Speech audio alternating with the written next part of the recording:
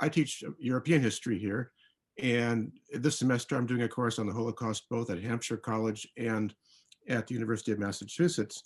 And one of the questions we face when talking about these histories, especially painful histories, slavery, racism, and Holocaust and genocide and so forth, is, how do we as historians and as citizens do justice to the distinctiveness of the event, the fact that it was a particular historical event that affected particular people, and the fact that it may have a universal message. How do you preserve what's unique or special about it without blurring the distinctions, and at the same time suggest that we can all learn from it and make comparisons? What does it mean to make comparisons? And so Roger Grunwald provides one way of doing that here with his reflections on the connection between the Holocaust and eugenics and George Floyd and many other things. Anyway, when Roger saw that I was teaching these courses, he was kind enough to suggest that this project might be of interest to our students, and we hope you'll agree. Roger is the child of a Holocaust survivor and an accomplished performer and artist. For 5 decades, he's been a professional performing artist. In 2013, he was honored with a grant from the New York Foundation for the Arts for the development of this particular project you're about to see, the play that he co-created. And during his career, Mr. Grunwald has appeared in numerous stage and television productions, 75 stage productions in the US and Europe. His voice and face have been heard on and seen in commercials, industrials, video games, feature films, primetime and daytime TV, and documentaries for HBO, court television, and Discovery Channel. So at the conclusion, our format will be this. We will watch the play, the performance. At the conclusion of the video, Mr. Grunwald will give a talk, which will be followed by a question and answer session. And if you have questions for him, you feel free, please, to put them into the Q&A function of the webinar. And in the meantime, to achieve the full effect, obviously, you'll see the performance best with full screen. So at that point, I ask you please to welcome Roger Grunwald. Thank you, Jim, for that kind introduction. And Amy, thank you for helping to make this possible and for co-hosting the event. I'm very excited to be here with all of you today. And without further ado, ladies and gentlemen, this is the Mitzvah.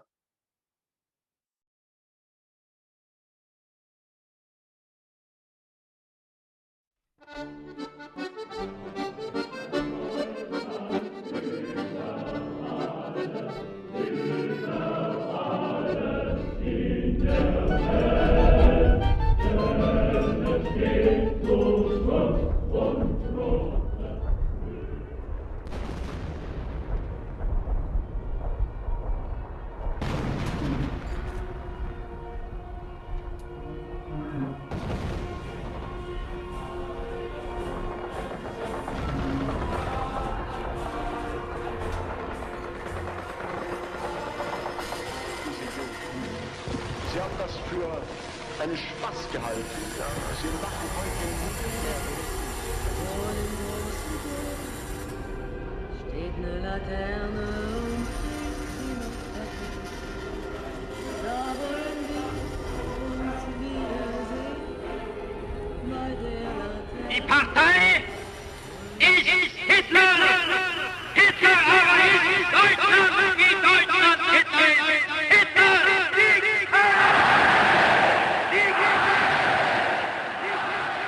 I'm standing in the square in Berlin. I am one of several hundred soldiers. I am in the front line. We are standing at attention, eyes straight ahead, motionless. It is a very special day. Almost directly in front of me, standing in his car, the Führer, Adolf Hitler. Today, April 20, 1939, it is the Führer's birthday. At one moment, he looks directly at me. His pale blue eyes seem to look right through me. The hair on the back of my neck is standing up.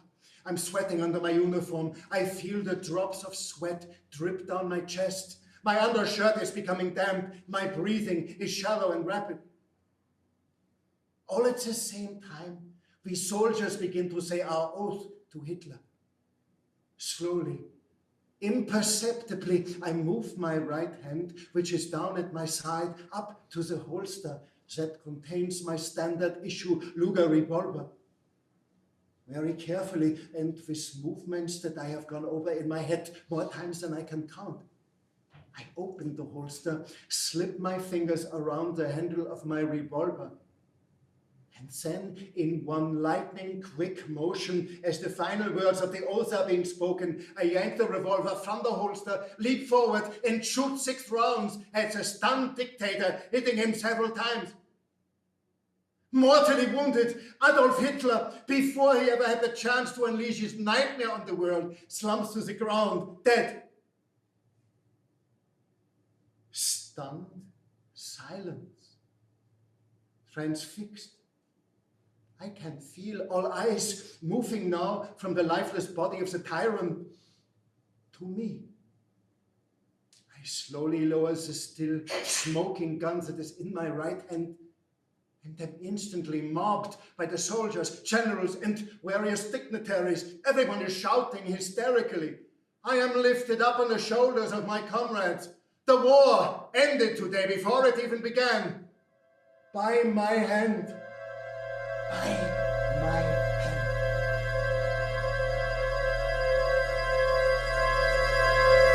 That's the most ridiculous thing I ever heard. Christoph Rosenberg, wake up, you're dreaming again. You see, if you're a German half-Jew and you're serving in Hitler's army, things can get a little confusing. Christoph, Hitler died by his own hand in Berlin in 1945, in the Führerbunker.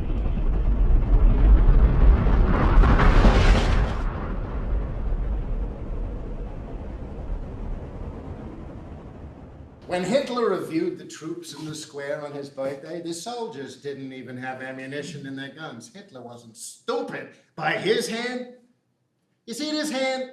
Fingers, palm, knuckles, nails. What is a hand good for? Well, I can think of a few things. You can kiss the hand, you can wave the hand, you can shake the hand. It's good for planting, harvesting, tasting, touching. Okay, what else is it good for? Well, between 1936 and 1945 in Europe, one thing that stands out that the hand is exceptionally good at is killing. Shooting, for example. Let me tell you, all kinds of shooting. Yes, a hand just like this one pulled the trigger of the German machine guns in Seville. The phalangists. Riga, Vilna, Minsk, Warsaw, Lvov, Krakow, Kovno, Stalingrad. And many, many more cities, towns, villages, open fields, wooded areas, attics, basements, school playgrounds, and courtyards. Hands are very useful, versatile, and necessary, but not only for shooting. They work well with knives, bayonets, hand grenades, flamethrowers, gas chambers, and ovens.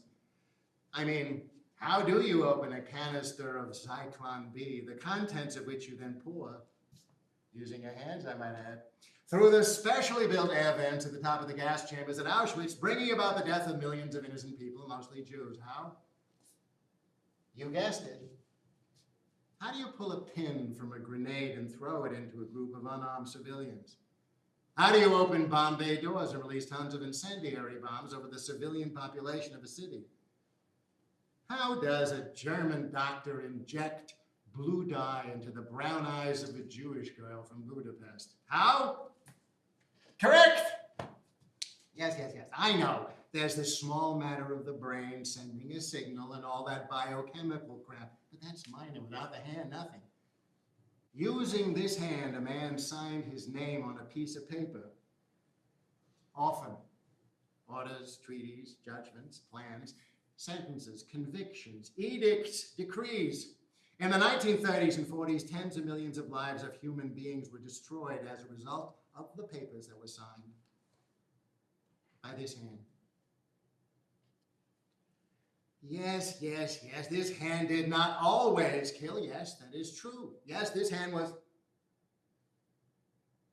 acts of futility. July 1943, Bialystok, Poland. This was the hand of a Jewish mother.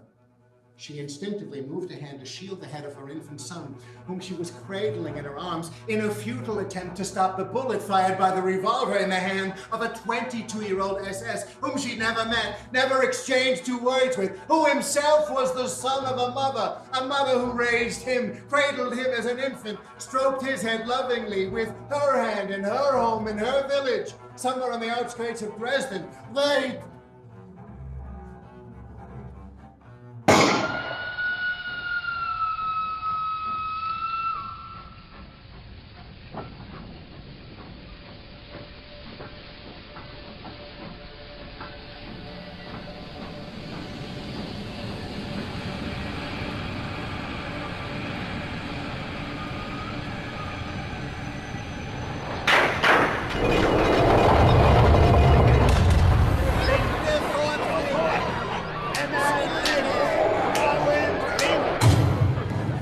Wait, my hands! I'm good with my hands. Wood, metal, I fix things. Hammer, nail, saw.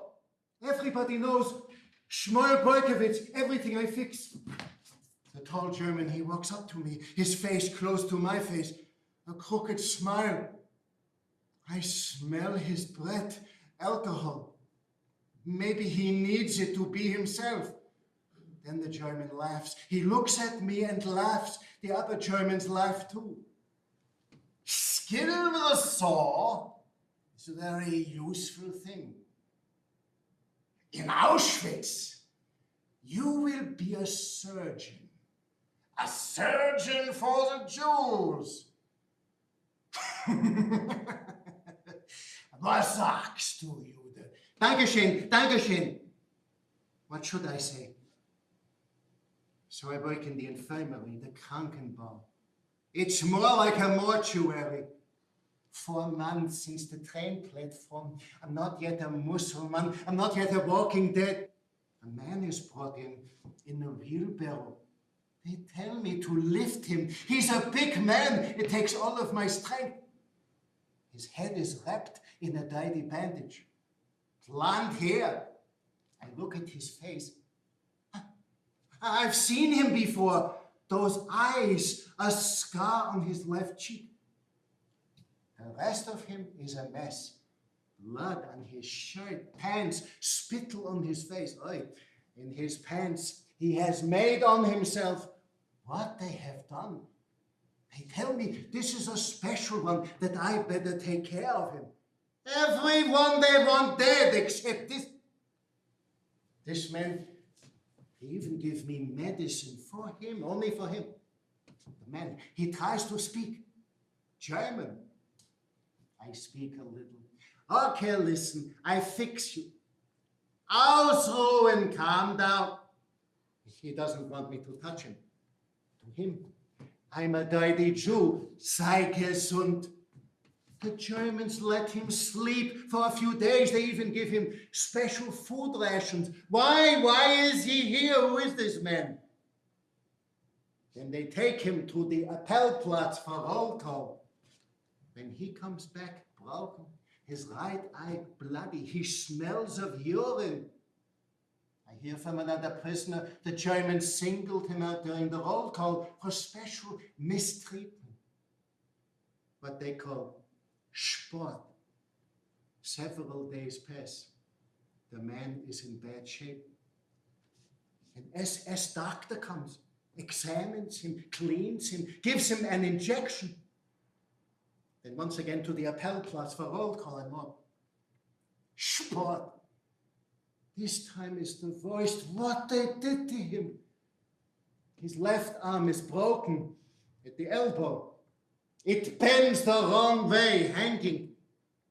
I see the bone, it comes through the skin. I try to clean him with a damp rag. He screams with pain.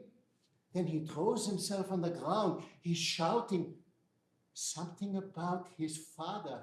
Wait, don't hit me again, Papa, please. Es tut mir leid. Mama and I wanted to surprise you, Papa. I worked so hard to learn the Baruchas and the Torah portion. For my bar mitzvah. Mama thought you'd be pleased. No, I won't. Never again, I promise. Only German. Look, Papa. Ich bin Oberleutnant. I'm a first lieutenant. Mein Eisernes Kreuz, erste Klasse. My Iron Cross, first class. And look, Papa, by the Führer's own hand, eine Deutsch-Blutigkeitserklärung, a declaration of German blood, with my name, Christoph Rosenberg. Now, that's the most ridiculous thing I ever heard. Eine Deutsch-Blutigkeitserklärung? Christoph Rosenberg, the half-Jew, is miraculously transformed into an Aryan with one stroke of the pen. A pen in the hand of the Führer. Shmuel Boykowitz of Bialystok, on the other hand, is a 100% pure, glatt kosher Polish Jew.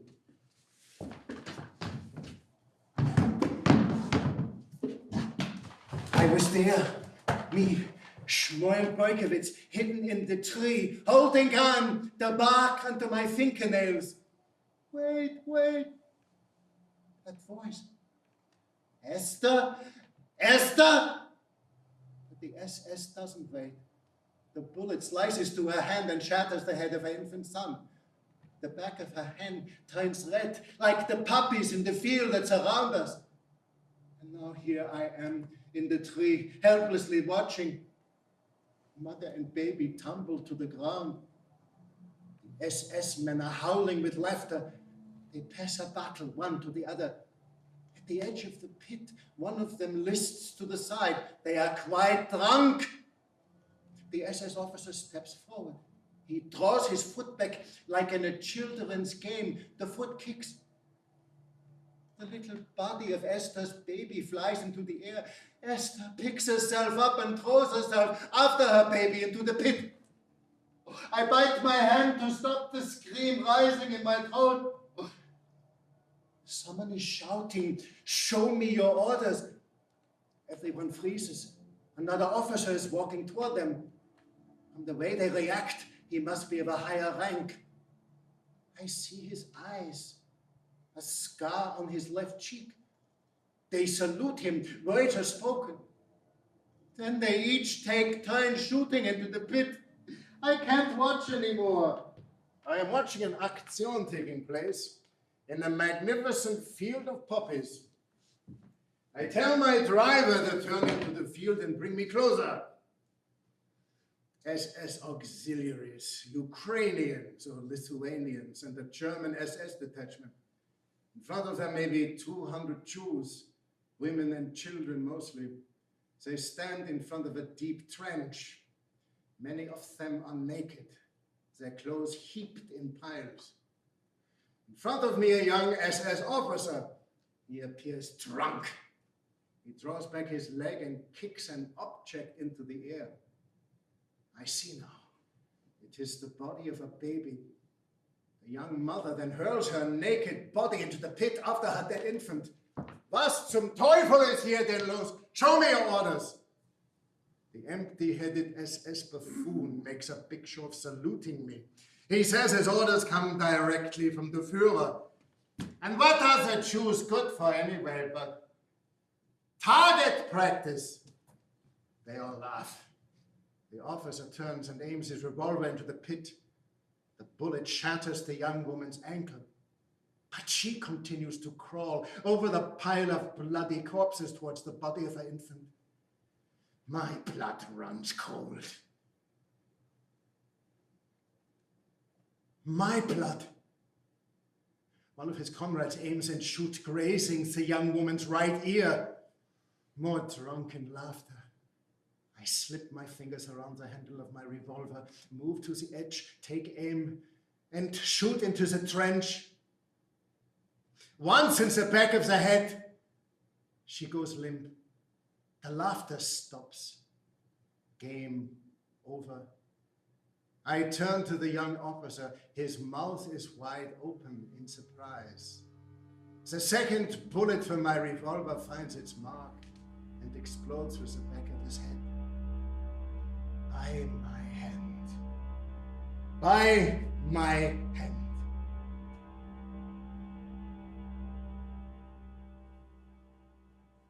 By his hand?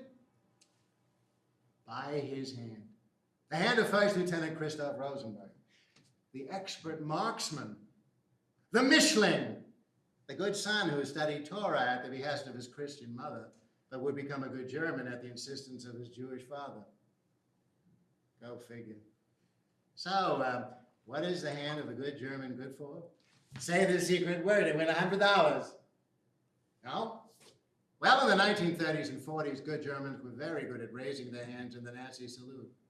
Good Germans used their hands to usher the Mishlings, the partial Jews, to their good new homes in places like Sachsenhausen, Auschwitz, Sobibor, Belsen. But this Mishling, this good German, found his home in the Third Reich because the German war machine found the hand of First Lieutenant Christoph Rosenberg to be valuable. It was the hand of a leader, a marksman, a killer. So valuable was this hand that the hand of Hitler himself declared this son of a Jewish father an Aryan. But now, the hand that was raised hundreds of times in a Nazi salute was for the first time raised to stop an Aktion, at a trench, in a field, in Bialystok, Poland. This was the hand that with one clean shot to the back of the head put an end to the suffering of a pitiable naked soul, and then turned the gun on her SS tormentor. Now this hand became the hand of a betrayer, and the hand of the brutal master would exact revenge for that betrayal. And not even Christoph's dream of ending the war before it began could end the nightmare. But the hand of the Jew from Bialystok, the one who could fix anything with his hands, had a special instrument at his disposal, a damp rag. It was the rag he used to cleanse. In the infirmary, there was more like a mortuary. It was the cleansing rag that he gently placed over the nose and mouth of the fallen marksman.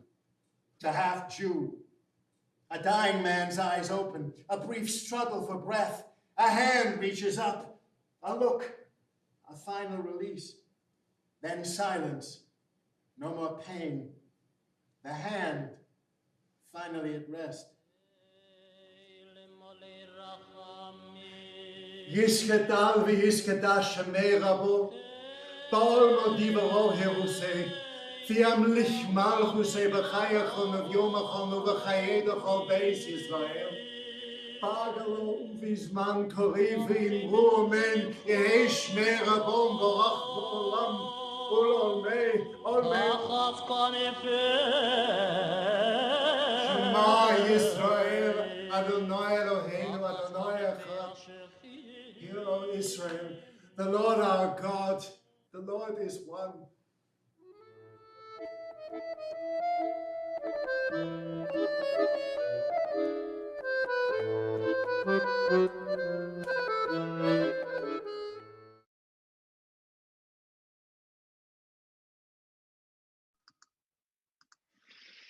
Well, ladies and gentlemen, that was the mitzvah. Now we're going to move on to my talk. Let's see it. Okay. That's it.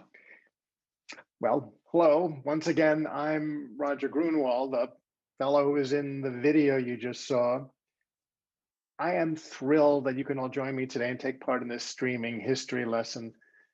Now, if over the course of my talk you have any questions about the play, like things you didn't understand, or if anything comes up during my talk that you have questions about, just click on the Q&A button on the bottom of your screen and ask whatever question you might have, as succinctly as you can in a sentence or two, if possible.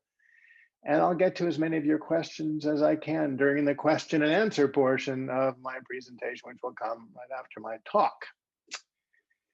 So let me start by telling you a little bit about myself, my family background, and how it is I'm here with you today.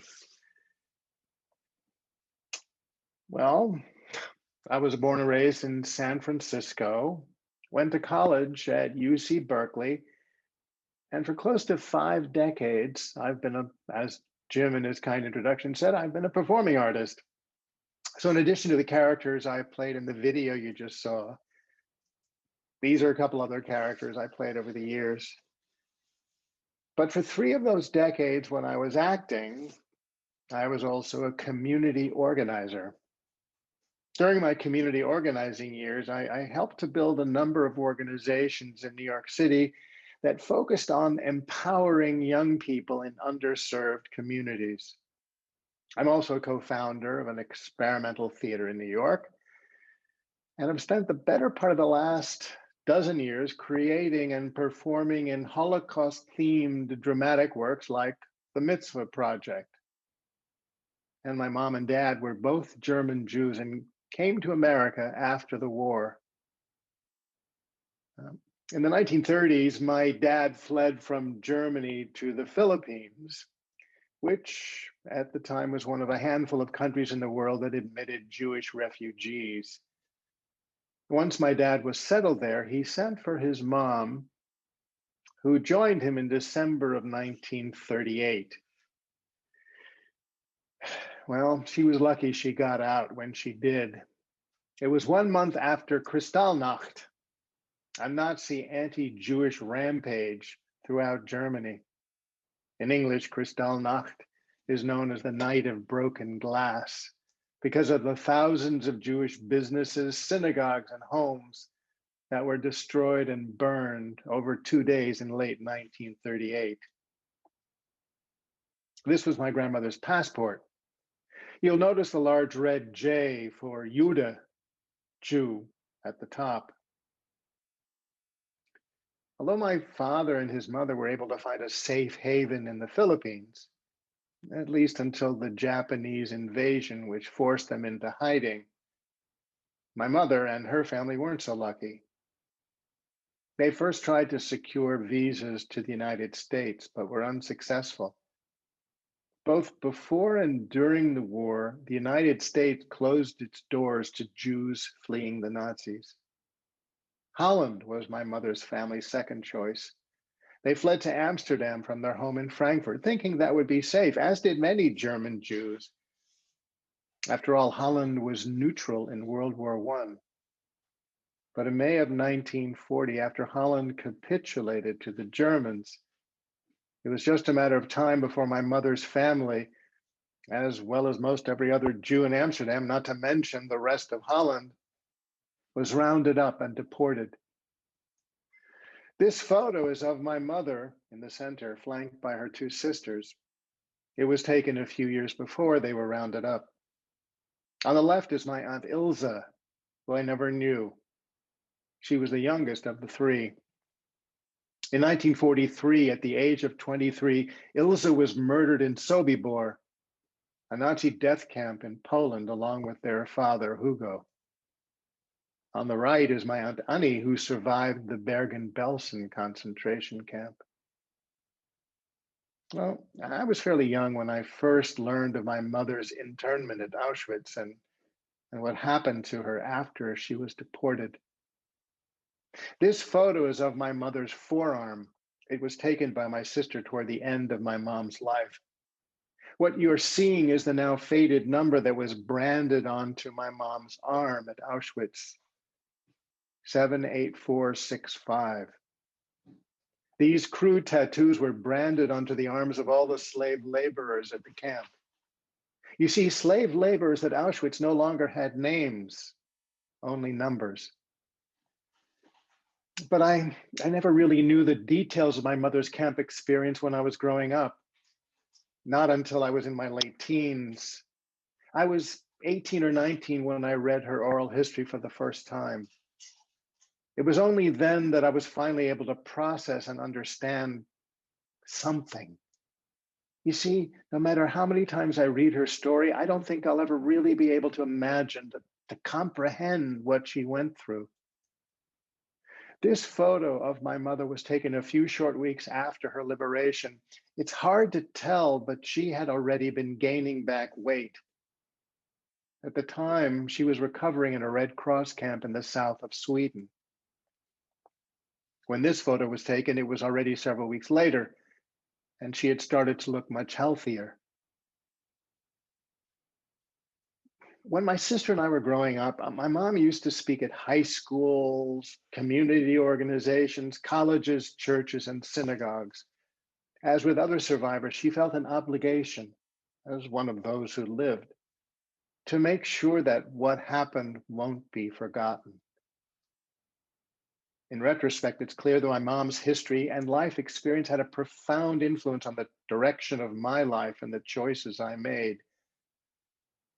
On some level, I understood that I too have an obligation, as my mother's son, to participate in a fight for justice and against prejudice, wherever it is and whoever is victimized by it. My mom's my inspiration. She's literally why I'm here today. The following 3 photos were taken last year on the occasion of the 75th anniversary of Auschwitz's liberation by the Soviet Army. You know, I was thinking the other day about, well, faces. There are certain faces that people the world over recognize right off the bat. For example, the faces of certain celebrities like Beyonce, Michael Jackson, or the Beatles, or historical figures like Martin Luther King or Einstein. Well, one of the faces I'm thinking of is that of a teenager. It's a face many of you might recognize. This is the person I'm thinking of, Anne Frank. As many of you know, Anne Frank died at the hands of the Nazis when she was 15 years old. As a 13 and 14-year-old, when she and her family were in hiding, Anne began to write a diary, which you may have read. But after hiding for 761 days, their secret annex was discovered by the Nazis and the family was captured. With the exception of Anne's father, Otto, Anne and the rest of her family perished in Nazi concentration camps for no other reason than they were Jews. It was after the war that Otto found and then had Anne's diary published. Exactly 75 years later, the face of a middle-aged Black man by the name of George Floyd, who was murdered by police in Minneapolis, became a face that people around the world have also come to know. Massive protests have taken place across the US, as well as in cities around the world. These are some of them. Tragically, we have come to know about both Anne Frank and George Floyd and recognize their faces because of the horrific things that happened to them. But they are just 2 of tens of millions of people, young and old, people of color, Jews, Muslims, poor people, LGBTQ people, who over the years have had their lives snuffed out, often in the worst ways imaginable, and for no other reason than the color of their skin, their ethnicity, their beliefs, who they choose to love, or how they identify. So you just saw the Mitzvah, my short play, which tells a story about both Christoph Rosenberg, the half-Jewish officer in the German army, and Shmuel Berkowitz, the Polish Jew from the town of Bialystok. These 2 characters are composites. They're based on, but were not themselves real people. In the play, Shmuel and Christoph cross paths during the darkest days of the Holocaust. But the play is more than just these 2 stories. It's also a story about the impact, the devastating impact of prejudice. Let me tell you what I mean. So Christoph's father was Jewish, but his mother was Christian. That's why the Nazis called Christoph a Mischling, which was the Nazis' derogatory term meaning half-breed or mongrel. Although Jews have lived there for centuries, Germany has been and still is today a majority Christian country. And as you may recall from the study guide, the Catholic Church, both in Germany and throughout most of Europe, as well as many Protestant denominations, have for centuries perpetuated hateful myths about Jews and Judaism. And that can be traced all the way back to the beginnings of Christianity itself. The irony is that virtually all of the earliest Christians, including Jesus and his apostles, were themselves Jews. Anyway, back to Germany. Up until the late 1700s, most German Jews lived in ghettos and couldn't read, write, or speak German. But over time, that began to change. And slowly, Jews began to assimilate, hoping to find a place for themselves in German society. But in the process, they encountered all kinds of barriers. Jews were barred from many professions and weren't allowed to vote or become citizens. And periodically, Christian Germans went on murderous rampages, targeting and killing Jewish men, women, and children just because they were Jews. Given the ways they were being discriminated against and persecuted, many German Jews whose families had lived in Germany for generations emigrated to other parts of Europe and to North America, seeking a better life. But many other German Jews didn't want to leave because Germany had been their homeland for generations. But of those who stayed, many felt that the only option open to them was to stop being Jewish. Let me tell you what I mean. Between the years 1800 and 1900, more than 70,000 Jews converted to Christianity in both Germany and the Austro-Hungarian Empire, and many more abandoned Judaism altogether, not even bothering to convert. Between the years 1870 and 1929, intermarriage was off the charts. During that time, it is estimated that in both Germany and Austro-Hungary, some 84,000 mixed marriages took place. But by 1933, the year Hitler became chancellor, everything changed. Even for the descendants of Jews who had intermarried, converted, or became secular, not to mention those who had maintained their Jewish traditions and identity, like my mom's family, who were very religious. You see, to the Nazis, it didn't matter if you were a believer or an atheist. If you had Jewish blood somewhere in your family line, you were now in the crosshairs of the Nazi regime. In 1935, Nazi Germany passed two radically discriminatory pieces of legislation known as the Nuremberg Laws. These laws laid the legal groundwork for the persecution of Jews and, eventually, the Holocaust. But the Nuremberg Laws didn't materialize out of thin air. The Nazi lawyers who drafted the Nuremberg Laws closely studied the laws of another country. That country was the United States. America in the early 20th century was the leading racist jurisdiction in the world. Those are the words, as you can see on this slide, of Yale law professor James Whitman. He goes on to say, Nazi lawyers were interested in, looked very closely at, and were ultimately influenced by American race law. Well, one of the statutes that became a central part of the Nuremberg Laws was a law prohibiting what the Nazis called Rassenschande, which roughly translates to racial defilement. Rassenschande was almost directly copied from a Jim Crow law in the United States. In America, these were called anti-miscegenation laws, which were primarily designed to prevent intimate relations between whites and blacks.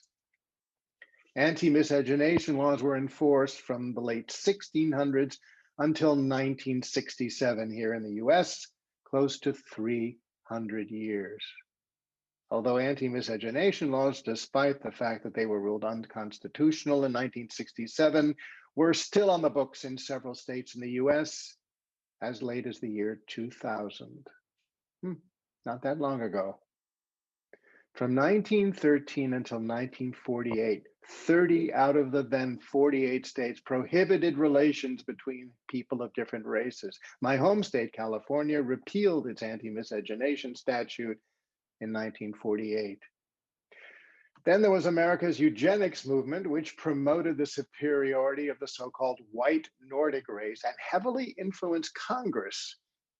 In the 1920s, as a direct result of the lobbying efforts of the eugenics movement, the US Congress passed legislation severely limiting the immigration of certain so-called undesirable populations such as Jews, people from Eastern Europe, and Italians.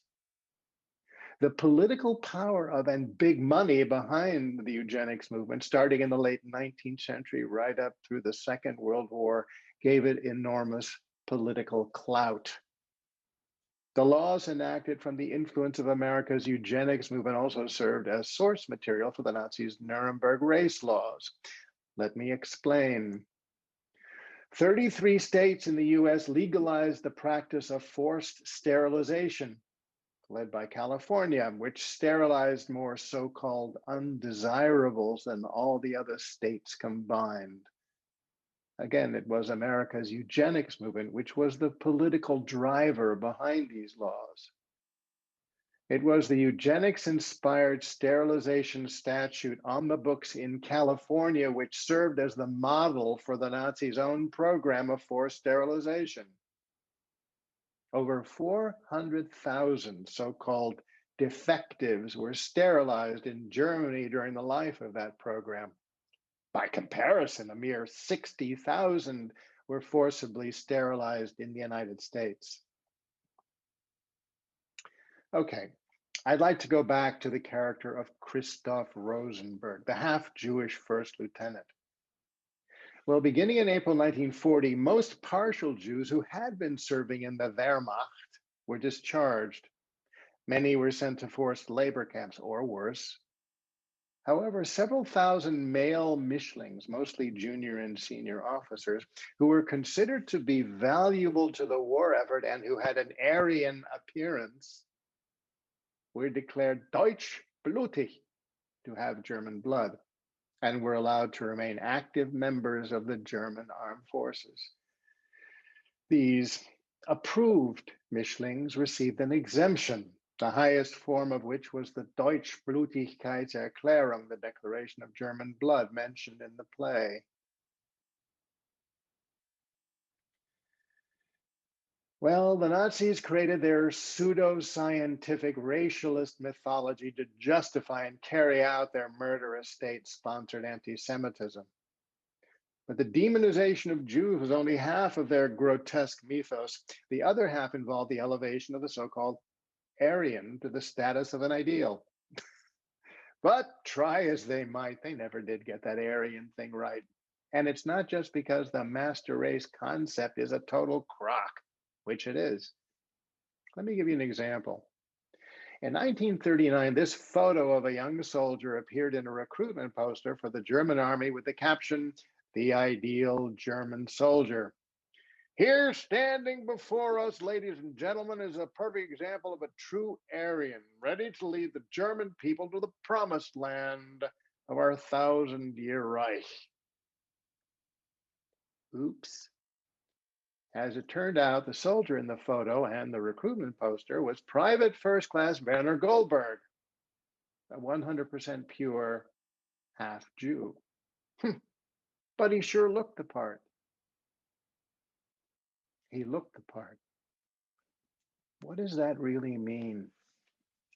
The madness of judging someone's worth as a human being simply by how they look or sound or speak or where they come from is beyond absurd. But it doesn't stop it from happening again and again. And that's at the root of white supremacy, no matter where you live or what language you speak. That's what we all have to grapple with in America. Today, now, all of us. Ironically, there were several cases in Nazi Germany where members of the Gestapo and SS, when they were out of uniform, were set upon by other Nazis simply because of how they looked. The thugs thought that their fellow Nazis looked Jewish, and for that reason, they couldn't be real Germans. Before I wrap up, I'd like to leave you with the following thought. It was a mere handful of years ago that human beings, for the very first time, successfully mapped the human genome. One of the things that we've learned during this period of incredible scientific advancement in the field of genetics is that over the millennia, the DNA of every human being has become so intermixed with every other human being that there is no longer, frankly, because there never was any pure anyone. No pure Nordic people, African people, Middle Eastern people, Caucasian people, Asian people. On the most fundamental level, race and ethnicity are meaningless and wholly unscientific constructs. We're all an amalgam. We're all mishlings. There is no other. The other is us. Final word. I know you don't believe that what I've been talking about today is simply in the past. Unfortunately, stigmatizing and demonizing the other still goes on. Well, one of the most shocking photos to come out of the failed insurrection of January 6th at our nation's capital was this one. The name on this man's sweatshirt is the name of the concentration camp where my mother was nearly killed. 1,300,000 human beings were deported to Auschwitz. 1,100,000 men, women, and children were killed there. To think that somebody was wearing a hoodie with those words while defiling the nation's capital is more than deeply upsetting.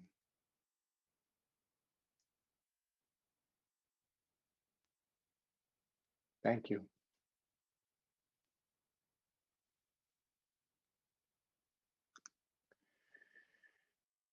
Okay.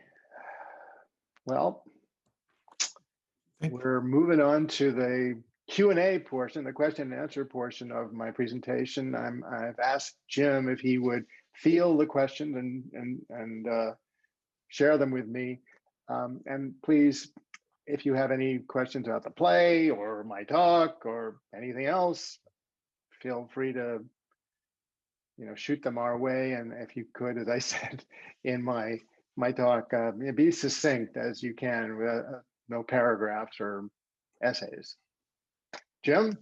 Thanks, Roger. We had one already during the talk that was asking how you found these stories, and I'm assuming it refers to the larger process of these composites you talked about.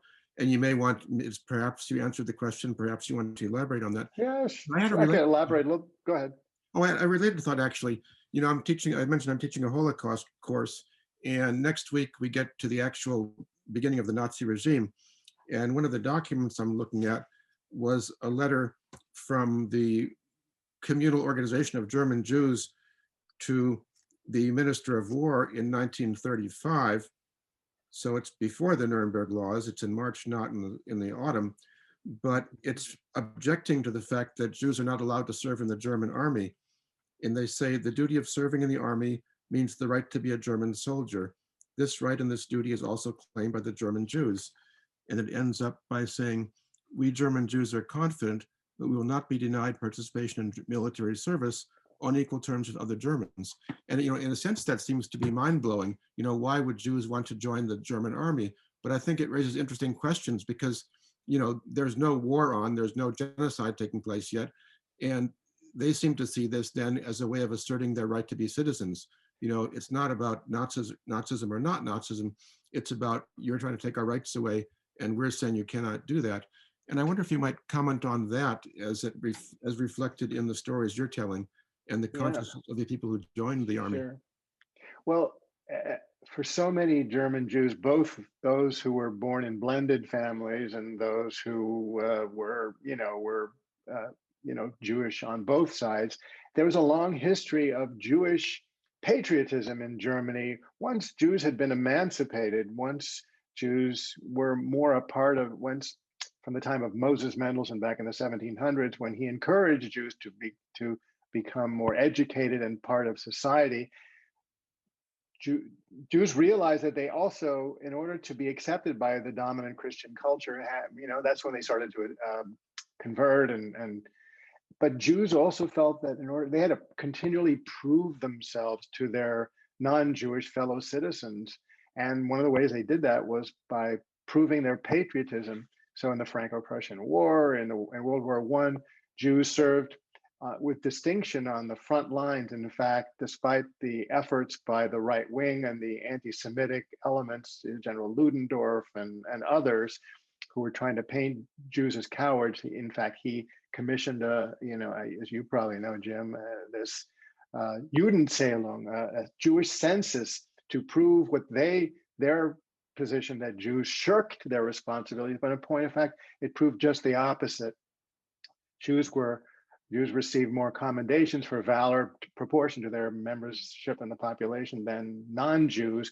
They died in the battlefield and were wounded in the battlefield, also disproportionate to their numbers in the overall population. So Jews had a long history of patriotism, and Jews felt a particular pressure also because of their status as kind of more outsiders to prove their patriotism. So I think it was a combination of feeling strongly patriotic to their fatherland as, their non-Jewish fellow citizens, but also they had a particular kind of pressure on them. So so there was a long history of that. And the Mischlings who ended up serving in the Wehrmacht, as well as a handful of full Jews who obfuscated their Jewish history,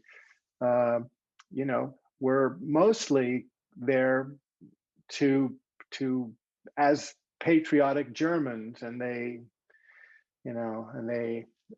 many of those Mischlings had very little identity. They had very little or no identity as Jews. The ones who came from the blended families, they were usually raised in non-Jewish households, with some exceptions. Anyway, so Jews felt a strong allegiance to their fatherland as non-Jews. That makes a lot of sense. Thank you. And you actually almost anticipate the next question, because your character, Rosenberg, is raised in a family in which there was some attempt to give him a Jewish religious education. And so we have a question here which asks, how did you choose to end the play with Jewish prayers for the dead in Hebrew and the Shema?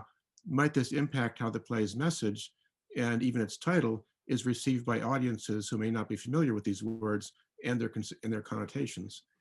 Yeah, I think it may be the case that people don't understand, but I think maybe folks can glean something from it. I'm not expecting every person who watches the play to get every element of it, but there's obviously something going on at the end, because the character of Shmuel, the Polish Jew from Bialystok, whose job was to work in this infirmary, it was more like a mortuary, and got to know this character of Christoph, he took it upon himself. I'm going to kind of give away a question that I had for the audience, but I might as well. The Mitzvah, the name of the play, Mitzvah means a number of different things. It means obligation, commandment, but in more common usage, it's kind of thought of as a good deed. Well, there are two incidents in the play which my director and I decided we wanted to name the play after, that in non-Holocaust times would be considered, the worst kind of sin. But in the time of the Holocaust, they were good deeds. One of those is at the very end of the play, when Shmuel realizes that Christoph is being kept alive, only to be brutalized as his punishment for what he did in the field in outside Bialystok, where the atrocity was being committed when he shot the SS man. He was arrested and thrown into Auschwitz, and he was being kept alive by the SS, only to be brutalized and then brought back to health and brutalized again. And Shmuel, when he realized this, he took it upon himself to deliver Christoph from his oppressors by taking his life, using the damp rag that he used to cleanse in the infirmary that was more like a mortuary, as he describes in the play. He took the damp rag and put it over the nose and mouth of the fallen marksman and snuffed his life out. So this was in more traditional terms considered a violation of one of the primary tenets of the Ten Commandments. But Shmuel also realized that he needed to deliver him from his oppressors by taking his life. And then and also in contravention of Jewish tradition, when you do the prayer for the dead, it's over a family member. So all traditions were thrown out the window during the Holocaust, and he and you don't give the Kaddish, the prayer for the dead, for a half Jew through his father. He's not even considered Jewish. But Shmuel, looked to the heavens and hoped to deliver his soul to God, even though he wasn't a real Jew in the Jewish terms. But because of his suffering and because of Christoph had kinship with other Jews who were being slaughtered by the Nazis. So I don't know if I'm answering your question completely, but people may not get it, but I think some people may not get it, but I think some people will. That there's a prayer that he's delivering. He's trying to deliver this man to God in the only way he knows how, and that's what I was intending at that moment. Thank you. We've got several questions here. One first that goes to the question of content, and then the others actually talk more about the nature of the work of art. And so this one asks, how has the American industrial prison system been involved in your research on racist regimes and state-sanctioned torture? What role does the prison system play in the development of this this presentation? Is that the question? You can. Yes. I'm sorry. Are you nodding your head? Yes. Yes. I didn't take any particular. I didn't make any particular research regarding the prison system. I mean, the prison system, the prison system in the United States is a continuation of the slavery. I mean, obviously the prison system in the South was used, and prison labor was used in this as a continuation of slave labor. There was no particular component of that in either my talk or but it's part and parcel of the American system that even to this day, I mean, again, George Floyd being the most prominent recent example, there are too many to mention virtually every day of how African American men in particular, although Breonna Taylor is an unfortunate exception, maybe not even an exception, are targeted by the racist state. So yeah, but again, I wasn't making a particular point in my presentation about the prison system. Okay, and now we've got, as I said, several questions about the work of art. The most simple or straightforward, I'm going to group them together so you can expatiate upon all of these and the creative process. So the first one is the most straightforward. Is it also performed in front of an audience or just for a film? And then the ones that go to what takes place in the creative process, you work with a dramaturg. Can you speak about being a research-informed experimental performer? And another question, if you want to keep track. Maybe we can do a few at a time. Okay, we'll stop with that one then for time being. Yeah. So yes, the Mitzvah, which is the play, the Mitzvah project is the entire presentation. The Mitzvah project and the Mitzvah, the play, have up until the beginning of the pandemic I was presenting them around the world in like 26 states, Canada, and few places in Canada, the UK, and Israel. And then the pandemic hit, and I had to retool it. So fortunately, we had taken a video of a live performance, which is what you saw, and then we put some effects and to make it a little more engaging to students. So it's just not, because again, it was an archival video. It wasn't done for broadcast, so it doesn't have all the great, production elements that a video for broadcast of a performance. I was in a theater. There was available lighting, theatrical lighting. So we did the best we could with what we had. So yes, so that this is, I've done about 90 presentations of it, between 80 and 90. I can't remember what the current live. And since October, I've done about 10 of these via Zoom. What was the second question? Second Jim? question went to the creative process. Do you work with a dramaturg? Can you speak about being a research-informed experimental performer? Yeah, I was the dramaturg, and I worked very closely with my director, Annie McGreevy, who was a wonderful director, performer, and solo artist. So she was really instrumental in helping me give shape to this. But it was a lot of reading, and I went to Israel to visit one of the last surviving members of the liquidation of the Bialystok ghetto, and I spent some time with him in Yehud town between Jerusalem and Tel Aviv. But mostly it was from research. Now, one of the critical research source materials was a book by author Brian Mark Rigg, who wrote a book called Hitler's Jewish Soldiers, and then a sequel to that called The Lives of Hitler's Jewish Soldiers. It's the seminal work in the field, and it explored and examined this heretofore little-known aspect of the German Jewish experience, namely these partial Jews, these half and quarter Jews who ended up serving in the Wehrmacht.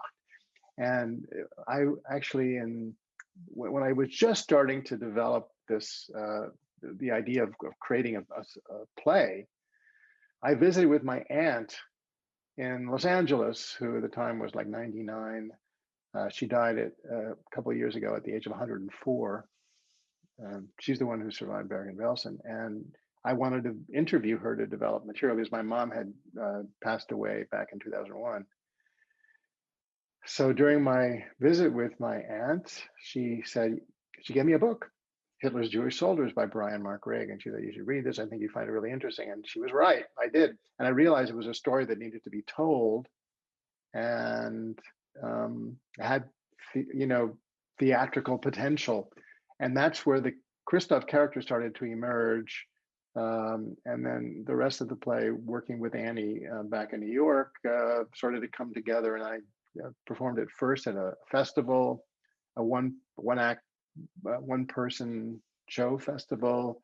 Someone who was in the audience who from a synagogue and said, "You got to bring this to my synagogue. I'm going to tell my rabbi about it." So I did. I performed at the synagogue, and then I decided, because I lined up a few presentations at some local colleges around New York, and then I decided to contact the New York Times. Said, "Oh, what the heck, give it a shot." So I kind of came up with a pitch on this, and I contacted the theater editor, Heller, and you never get them on the phone.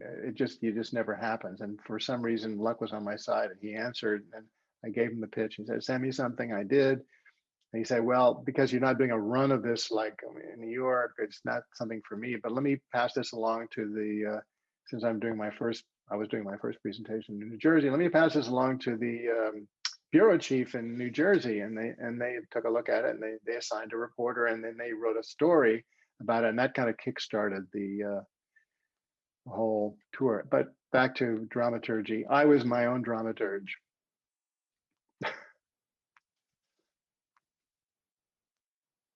Great. And another question about this is, do you think that all art is political? And to what extent did you intend for the mitzvah to be or not be seen as so? Do I think all art is political? Well, geez, I suppose you could say that, even if it's, it has no political content or no political point of view, even if it's just like, about somebody, growing up in New Brunswick, New Jersey, and, what their life is like. Everything, I guess you could label it that way. This was created explicitly to kind of fill a void. That was my impetus behind this. As I said in my talk, my mom used to speak at colleges and community organizations and high schools to make sure that what happened to her and to her family and to others wouldn't be forgotten. And a lot of survivors have done that over the years, but now that generation is dying out. In fact, it has pretty much died out. My mom was 28 years old when she was in Auschwitz, which was a good age. I mean, good in terms of she was healthy, young enough. It's kind of an optimum time. I mean, needless to say, what, as she would say, her survival was due to luck more than anything else. But that's what was behind the writing of this, is to fill the void, to continue to pick up the baton from my mother and to use my skills as a performing artist and as a writer to continue the process of engaging young people, particularly, although any, older people too, that on what happened can't be forgotten. And we have to understand that the world we're living in today is a world in which this continues, prejudice continues, persecution continues, and we have to put a stop to it. And the only way I see my role is to continue teaching, using the power of the theater as much as I can. So, I mean, that is the extent of the open questions in the Q&A, but I wonder if I could follow up on that, because you mentioned, of course, this desire to teach and convey lessons. And you said you've performed in all sorts of different settings in different countries, different audiences. Do you find, is it possible to characterize the variety of reactions to it, whether by geography or age and so forth? And does anyone ever express dissatisfaction or criticism or skepticism? Well, in general, my experience has been, whether it's an older audience or a younger audience, that people seem to be excited to learn something. I think one of the things that I think I can bring to the process of learning about and not just about the history that produced the Holocaust, but what the world we're living in. I think my overall sense is that people are excited to have a way of learning. And I think the arts in general is a way that you can touch people, different than a lecture or a book. I'm not putting those down, but it's a different way of approaching this kind of subject matter, if we're going to reduce it to subject matter. So, yeah, I mean, oftentimes the young people ask questions that an adult wouldn't ask. I remember being in a room. I did a presentation, a live presentation for Catholic Memorial High School in Waukesha, Wisconsin. There were like 400 or 500 young people in this auditorium, and they asked, like, well, how is it that that Christians have a history of being prejudicial towards Jews? Well, what's this thing between Christianity and Judaism? And that was it's a profound question, but as a question that I wouldn't typically get from an adult. They probably wouldn't want to show their ignorance, and I guess a high school student may not have that kind of feeling of censoring themselves. And I've gotten high school's audiences where there are a lot of drama students, and they ask me about the drama process, and I always like to create a one-person character. How do you create the reality of the situation that you're describing as the character? It was very helpful and interesting to kind of go into process. So yeah, but in general, my sense is people seem to be excited to learn, like the Michelin story. I mean, that's the story that most people just don't know. It's not something that's gotten a lot of play in contemporary. I mean, I don't know, for example, of any European history courses that talk about this aspect. I mean, Brian and Mark Rigg, the author, and I have become friendly. He's come to my presentation. He's very supportive of this tour that I'm on. And I don't think it's just because he wrote a wrote a couple of books about it, but I think he's also generally interested. One of the things about Brian, he was at Yale. He started to write, actually, and then he went to Cambridge to do his PhD. And he started traveling around Germany. He had a hunch that there was a story here, and he started interviewing a lot of. This was in the 90s, interviewing, as it turned out, a lot of Mishlings. He met one, and then that one Mishling introduced him to a bunch of others, and he realized that there was something here. And his advisor at Cambridge told him, it's just anecdotal stuff. There may be a handful of these Mishlings, and it turned out there were thousands. And Rigg interviewed a few hundred. Finally, after he wrote his thesis, his advisor apologized to him for doubting, his research and what he was able to find. So, I've learned a lot doing this, and I think my sense overall is that people are excited to have learned about it.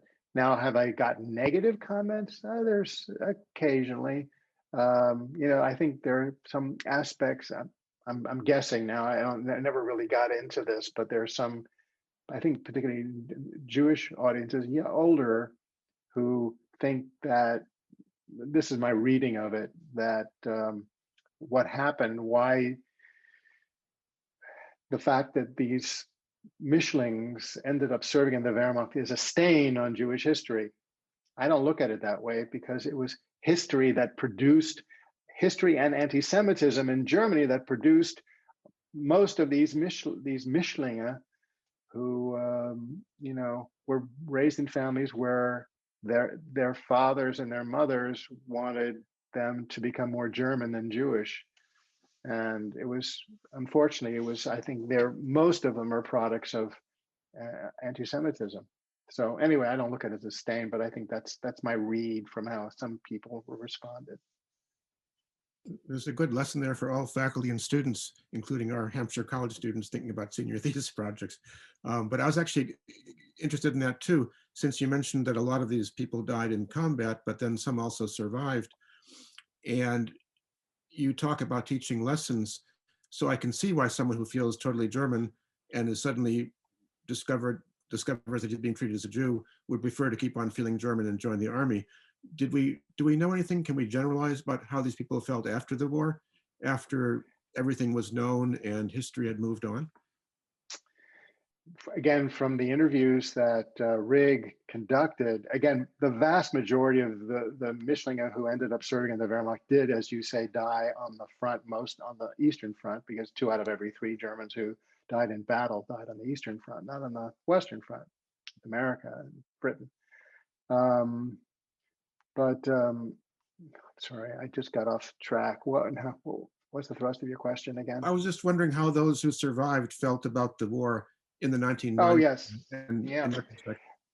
Well, in general, they felt that they did their duty. And when Rigg asked them, again, it's part of their German identity. Again, most of these Mishlinge had no Jewish identity at all. They had to go through a process to get accepted as Mishlinge. But there was an example. Hirschfeld, he was a lieutenant. He was born a full Jew, born in an Orthodox family. Now he went into the army to hide, to find a way of kind of surviving the war. Most of his family perished, but he survived. In fact, he even got married in 1943, I think, to his Jewish girlfriend, but he falsified his own identity and falsified her identity. They were able to find a way. He said in his interview with Rigg that he said the Shema every day before, going out on the battlefield.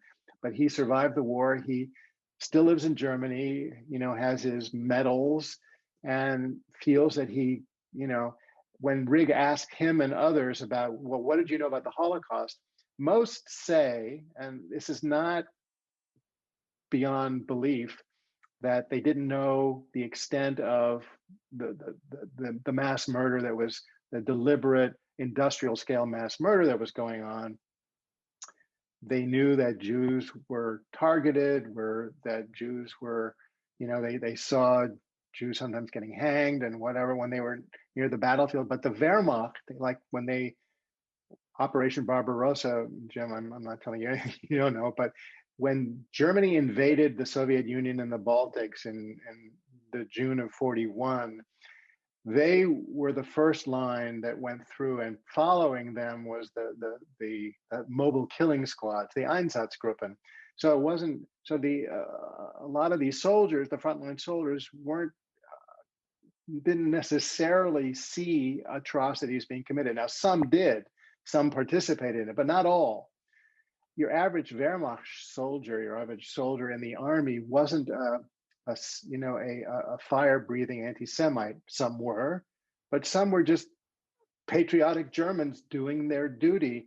And these Mischlinge served side by side with them. And when the Mischlings were interviewed about this, if some of their fellow soldiers knew they were partially Jewish, a number of them said yes, they knew, but they also said that their fellow soldiers said, if I feel you've got my back, I don't care if you're Jewish, purple, green, or with polka dots. If I'm at a foxhole, I just want to know that that you are there to protect me as well as I'm there to protect you. So the average German soldier, I don't know, maybe I can't say average, but there are many, many soldiers who probably wouldn't care that much. And some are more indoctrinated than others with the anti-Semitic screed that came out of Nazi Germany. But, anyway, am I answering your question?